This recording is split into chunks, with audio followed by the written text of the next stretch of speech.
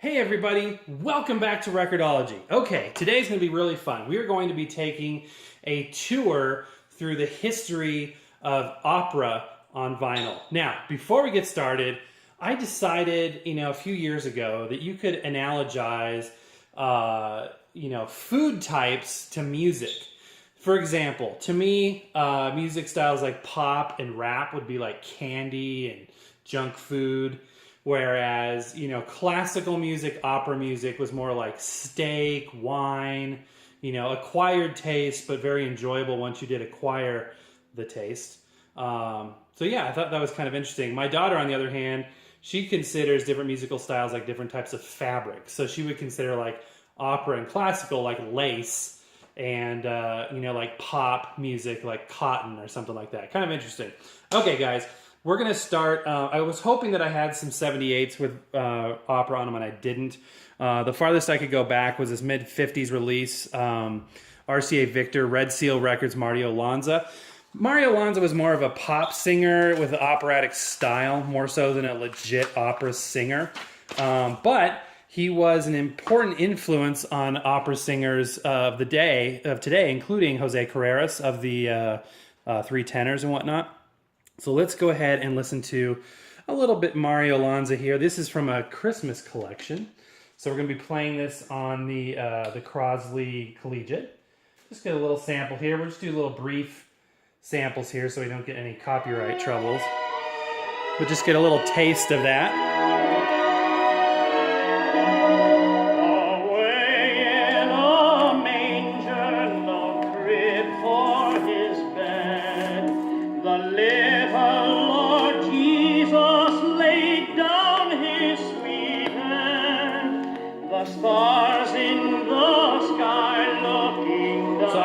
Mario Lanza, if you're not familiar, was very popular in the 50s and 60s, specifically not only just as a recording artist, but in the movies as well. So he inspired a lot of people that way, one of which we're going to touch on here in just a minute. Okay, moving forward in time to the early 60s, I have an LP here of arias from the world's greatest operas. Now, for those of you that don't know, an aria is kind of like a standalone song that's a part of an opera. So a lot of what we know as opera music today are really arias. Now, one thing that's really neat about opera music on records is because it is something to be savored and enjoyed in terms of the sound quality, you'll see a lot of marketing materials on the records talking about how this particular recording is being presented in a high quality way. So this is kind of one example of that. This design compatible stereo record has been mastered on a Neumann lathe using a Fairchild 641 unit groove cutting head, giving less than 0.5% distortion. Now, how many records are going to tell you that kind of detail? Not very many. But, for people that, are into vinyl or into sound quality or are audiophiles, that's something that's super interesting to see. It even shows the RIAA, which is the Recording Industry of America curve. So, most LP records are actually mastered with a certain EQ curve, the RIAA curve. So, and a note to audiophiles, we'll be pleased to send you a technical brochure. Wouldn't that be cool to see if we could get that today still? I think that'd be pretty neat. Okay, let's give it a little bit of a listen, you guys. This is, would be considered an audiophile record of the day, early to mid 60s. It is filthy though, so let's go ahead and give it a cleaning. A little brief cleaning with the Crosley brush here. This isn't a carbon fiber brush, it's a microfiber cloth brush, which does a really good job. Probably not quite as good of a job as a microfiber. Not quite as good as actually washing a record, but it'll take off that surface junk. Oops, wrong speed. Let's go back down to 33.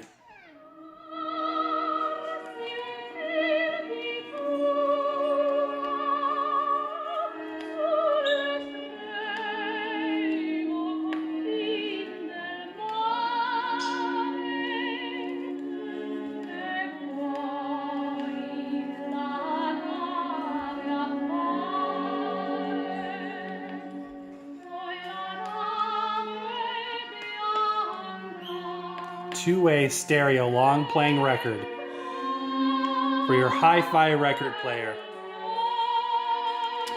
It was an important thing in this era that people realized that these records required modern equipment. You could not play this on your grandma's, Victrola phonograph, which had a heavy steel stylus with a steel needle. You had to really use lightweight microgroove equipment. Okay, but that was important to note because it was only 10, 15 years after that type of equipment had been obsolete. But, a lot of people, as you and I can attest to, still have obsolete equipment. Okay, guys, Luciano Pavarotti. Now, these are really, really cool. The next couple records I'm going to show you because they're imports, and they're a little different than other records that you're going to come across. So, record is imported from England. Obviously, the famous Italian tenor, Luciano Pavarotti. Up here, we see this really cool thing right here. Let's see. Let me get it in focus. There we go. London FFRR, full frequency range recording. Again, marketing the quality of the recording to live up to the quality and dynamic range of the music. You may or may not be aware, but music that is... Okay, this is cool. Let's look at this real quick. Okay, so the FFRR, symbol of sound progress. And again, it'll give you a little bit of history on this. The greatest single advance in sound reproduction since the invention of the phonograph was FFRR, full frequency range recording, introduced on 78s after World War II. For the first time, the full frequency range of audible sound was captured on a disc. So that's cool. And again, more detail on exactly how that was done. These sleeves on a lot of these imports are high quality. They have the anti-static insert in there. These are great sleeves, you guys. One of these days, we're going to have to do a show just about sleeves. Okay. Let's go ahead and put this bad boy on here. And again, we need to give it a dusting. Keep turning it off. Super cool, guys. Do you guys have any opera in your collection? Tell me about it in the comments. I'd love to hear about it. Or what do you think about opera music,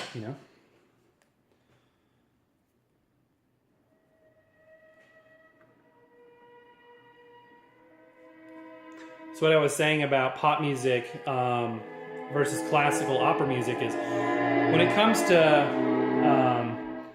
dynamic range, pop music is very shallow in terms of how much dynamic audio range there is between highs and lows. How quiet the quiets are, how loud the louds are, and how dynamic that recording is.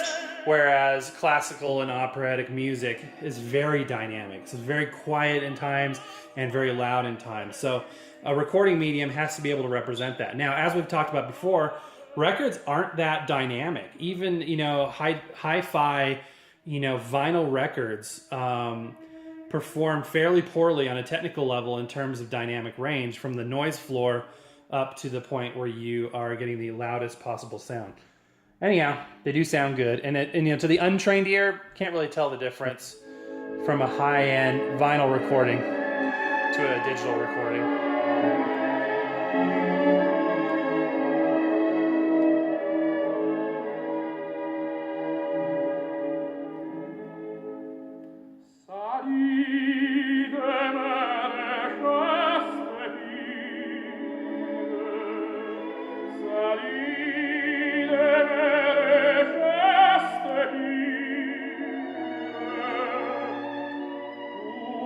Now, one thing you may notice, and I apologize we have to keep going here, but there's so much material to cover, and I don't want to make a 45-minute video for you to have to suffer through and try to get through this as fast as possible. But one thing you'll notice with opera recordings, even ones like this that just look like a regular album, but certainly those that are recorded as part of an opera, is that the sound doesn't sound immediate and close to you like they recorded it in a studio. It sounds distant, like you're in the back row of a theater or an opera house, and that's on purpose because opera music is designed to be projected and heard as one culminative audio presentation. What I mean by that is no amplification, no specific increases in volume due to electronic means, but rather only by the variations in the voices of the performers. So a lot of these recordings are recorded at a more distant nature to emulate what it would be like being in that theater. Okay, now one of my absolute favorites, Placido Domingo. Again, this is an import. This is a Deutsche Grammophon import, factory sealed, made in Germany. We're talking late 70s at this point. Just an amazing sound recording. Again, comes on a higher end sleeve with the anti-static insert there. And, a beautiful record, pretty clean, in really good condition. It's got a little bit of dust on there, so let's go ahead and take that off and give it a listen. Oops, still a piece of dust on there.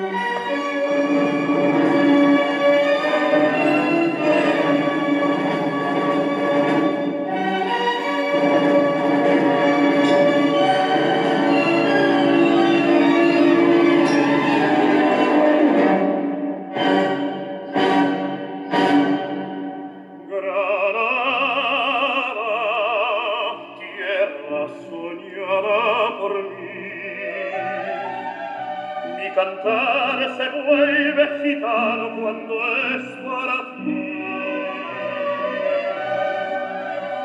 Mi cantar hecho de fantasía. It's really hard for me to turn that down. I love Granada, you guys. That's one of my favorite songs. Nobody sings it better than Placido Domingo. Now, there was a recording back in 1994 when the Three Tenors, and quick history on the Three Tenors.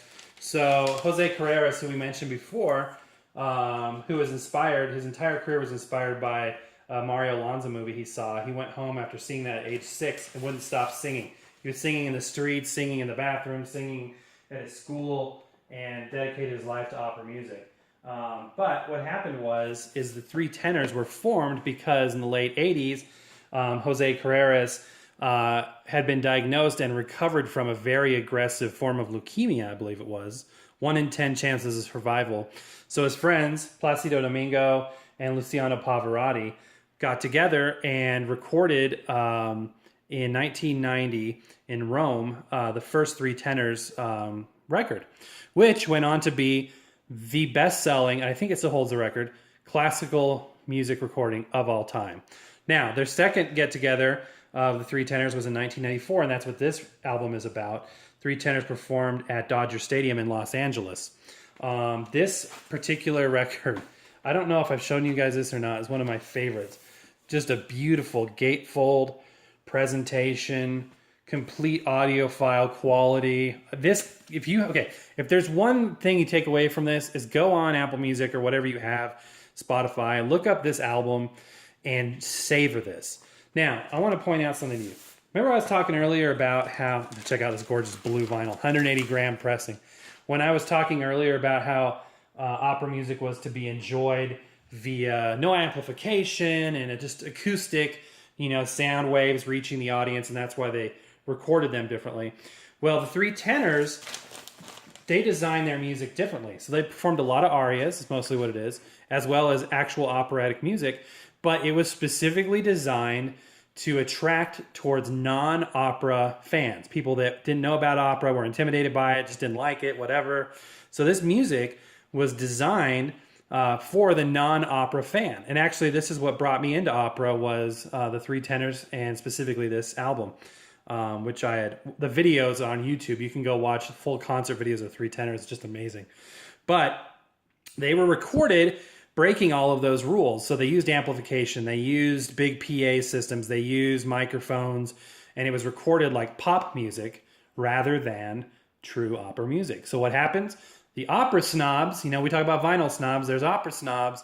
The opera snobs don't want anything to do with it, and they get rejected by the opera community, which might surprise you because, to a non-opera fan, you think, oh, this is legit, this is just true opera, which it is. But the opera snobs didn't like the fact that it was being presented in a way that pop music was, in concert stadiums, and amplification, close mic techniques, yada, yada, yada. But it was super popular. This concert televised at the time was the most watched television event of all time. People around the world watched it. In attendance, Frank Sinatra, Gene Kelly, multiple presidents of the United States were there. A lot of Hollywood was there. Each of these guys got about $1 million a piece for their performance. And here we have the audio recording, which is amazing. The sound quality is just superb. So let's give a little bit of a listen here to Three Tenors at Dodger Stadium, 1994.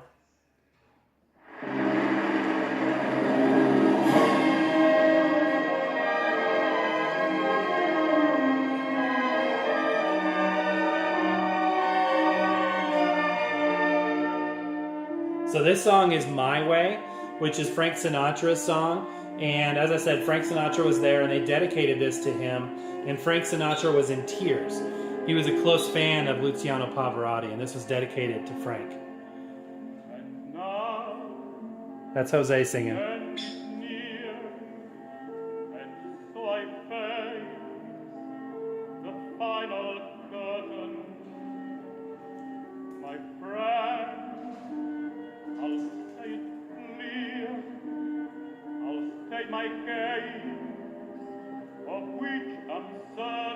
I'm going to skip forward a little bit so you can hear a little bit more of this record. Oops, scratched it. That's my bad.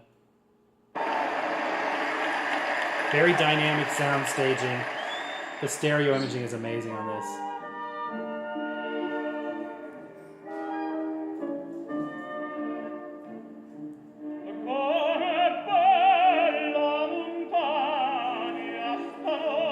Again, that's Jose.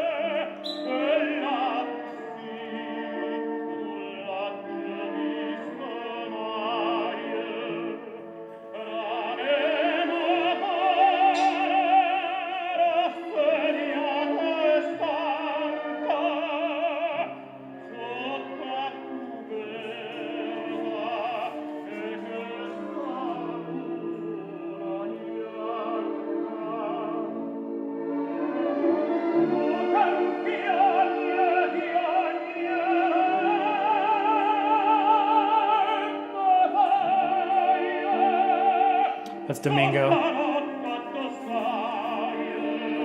Let's go forward one more time here. Here's a popular one. This is Nessun Dorma with Luciano Pavarotti singing. Wish this record had a queuing lever. It's one thing it's missing.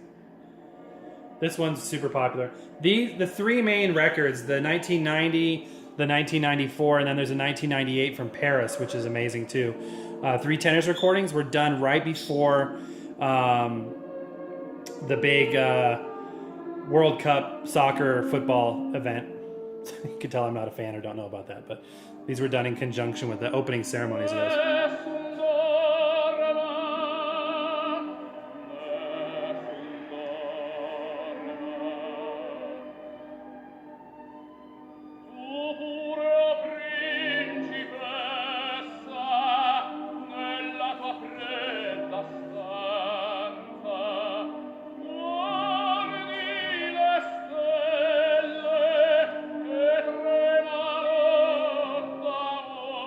Okay, we could just listen to it forever, guys, but I will let you guys on your own time do that so that you don't have to sit through this video and do it. Plus, you're not going to get that, luxurious sound quality through a YouTube video, which is compressing the heck out of the audio. Your phone, most of you, by the way, I can even tell on the statistics what kind of devices people listen to. And like myself, most people enjoy their YouTube on a phone. Okay, final record here. We are going to take a peek at this Andrea Bocelli, who is a bit, I wouldn't know if I'd call him a protege of, but definitely had some associations with Pavarotti. Again, an Italian tenor, kind of like Mario Lanza in that he's more pop-related, more operatic style than, he has done some opera work, but this record, got this at Second Charles the other day. It's a Christmas album. It was $10 for this beautiful gatefold audiophile 180 gram pressing. Beautiful record. So I get up to the counter and it rings up at $5. And this thing was vacuum sealed, brand new, shrink wrapped. And it was just a real treat to have. So this recording, this whole album is beautiful, but it's super worth it for this recording of What Child Is This? Andrea Bocelli with Mary J. Blige, who I wouldn't call myself a big Mary J. Blige fan. I just haven't, not very familiar with her music. If you do a superficial look, you will see it's mostly, R&B and some mild hip hop stuff. Anyway, she sings with him of What Child Is This? And it is one of the most beautiful sound recordings I've ever heard in my life. And I want to share it with you, some of it with you. Hopefully I won't get dinged too much on the copyright here, but, let's do it. See if I can get a nail. There we go. Just beautiful. This will be our final record, you guys. We'll wrap up here in a minute.